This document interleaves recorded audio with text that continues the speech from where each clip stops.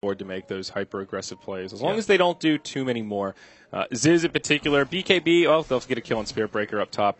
The BKB bought him a lot of time, but unfortunately it doesn't mitigate much damage for those tier 4s like you were talking about, so he did end up going down pretty quickly. He did now complete the Assault Karas. Misery in the mid lane gets initiated on. Moon sets it up with the Stampede, an easy follow-up for Fly.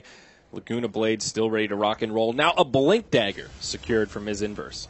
And this is a great time to just go for the racks because there's 2 dead heroes. It's only a line and a Spirit Breaker, but it's better than nothing. So they push out the top lane. A little bit of backdoor creep cutting from Bone 7 will stop the top wave and hopefully prevent backdoor at some point. But Sunil Melons is just hitting the racks right now, and really no threat to him. No glyph here. There is a buyback available on the line. He also has Finger, so maybe forced into using it.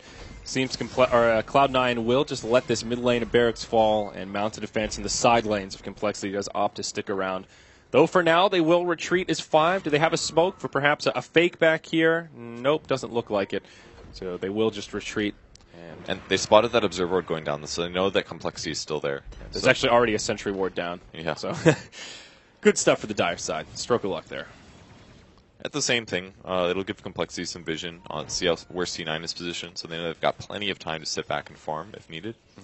Let's see what they're doing items next. Sven has his AC, probably Daedalus next, maybe a Heart. I think a Heart would be okay here, just because if you're going for a all-in end the game, not that they're not committed in the late game as well, but it's just good to build HP basically because it lowers your chance of dying. And then the Wisp may not need to spend his heals on the Sven instead if he goes for a Heart rather than a damage item. And then he can use that to keep Shadow Fiend alive or some other hero instead. So he goes Blink. Okay, I really like that too.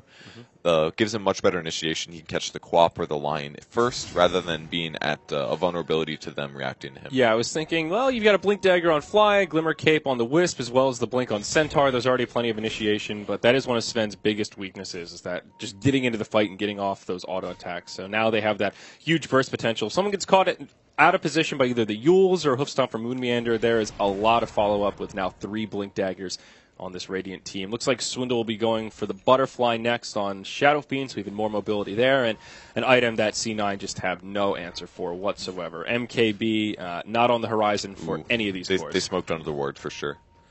The Observer Ward completely caught them. That's why this ward was so good, because they still had a tier 1 mid up, and nobody usually wards that deep, that early. They'll usually put it a little bit closer to the tier 1. Yeah. Can they catch somebody top 1-7? Has a TP. He's going to get spotted. They see him. Oh, they do catch him. Stormbolt started. Ziz actually uses his BKB here. Unnecessary as Fly just chunks him with the Laguna Blade, but a kill's a kill. That is your 9-second BKB. It'll be on cooldown for over a minute now. Might have been a mistake there. Maybe he meant to press Mask of Madness instead, because when you play Sven and you initiate, you stun, and then you have to press Warcry, God's Strength, Mask of Madness, and sometimes you just spam all those buttons when you get him down to memory, and he might have pressed the BKB accidentally. And honestly, it's definitely a mistake there, but you never really know if the full team is there. And if he initiates and then he gets turned around and initiated on by a line, he can't react to that. So it's just a safe play, honestly. Yeah. And it's not something we really should criticize at all, because it guarantees the Quap is dead, and they're ahead, so any further kills they get are just more advantage for them. Yeah, and now a small stroke of luck for Complexity. It's a very quick Roche respawn. They walk right into the pit, and with the Queen of Pain dead, C9 not in a position to contest. Even if the Quap was up, probably not something they could contest too easily, but it will be another Aegis of the Immortal going the way of Swindle Melons. So very good for him. He's almost got his Butterfly finish, and at that point, there is almost no way that C9 can kill him, because even Viper's basic attacks are going to be missing. His armor's going to be really high. Lower chance that Spirit Breaker can even hit him, let alone get the bashes after those confirmed hits. So Swindle Melons is in a great position, completely caught up this game, and Complexity has been playing this game pretty much perfectly, in my opinion. So much armor for Complexity. They now have a Vlad's on the Wisp, you've got the AC on the Sven, and then Warcry, which we've mentioned a couple times. But all of that stacked up, this gyro just does nothing. I mean, even the Viper as well, outside of Viper Strike and his poison attack, those right clicks are really not hurting too much. I feel like if you got a Divine Rapier, it wouldn't even look like he does good damage. Yeah. Like that's the position they're at. 30 damage or 300 damage or 320 damage is going to be reduced to like 100. That's all it's going to do. And when these heroes have 1500 HP on their supports, like, how do you stop that? It's so tough. Yeah. They're in a really bad position, and they have to go for the kills, and Viper got so much advantage in the mid lane, but if he gets behind, the hero just can't catch up nearly as fast. Yeah, they've really itemized effectively here. Now Sven moving into that data list as you were talking about. Chrysalis will come out first. Actually has enough gold to get it completed, and it'll be the replacement of the magic wand. Goodbye, wand. So plenty of progression still to be had here for Complexity. Even Moonmeander, he's working on a BKB and has it completed. Mithril Hammer and the recipe coming out on the courier. Looking at the side of Cloud9, they've got a few BKBs of their own. Both Fada and Envy have picked up Magic Immunity. Envy's still sitting on his 10-second BKB. Sure, it'll help him survive, but the bigger problem is damage. How are they killing these heroes on the side of Complexity? And I guess the answer is, well, they need the help of these towers. That's how it happened last time, and this will be a difficult hold for Cloud9. There is 52 armor on Shadow Fiend when Warcry is used. That is incredible. And the Vlad's isn't even there. Another 5, and some really much-needed lifesteal as well in Swindle Melon. So tons of armor, lifesteal. They've got everything going for them. The only thing they're missing maybe is a medallion. 76% physical damage reduction. That is just insane. Big Daddy goes in. He uses another strike, and it just tickles. Now Ziz pops in. BKB on. Fata just gets blown up indeed. He mechs, but it's just not enough. Lion goes down to boot. It's a quick 2-0 as now the buyback from the Viper is used.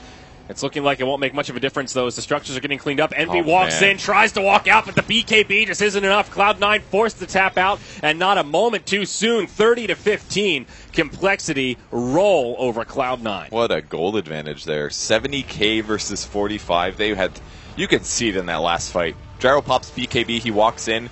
SF starts attacking him, he's like, alright, I'm dead. And he just keeps running, doesn't make it at all, because he was doing a good 1/5 of his HP.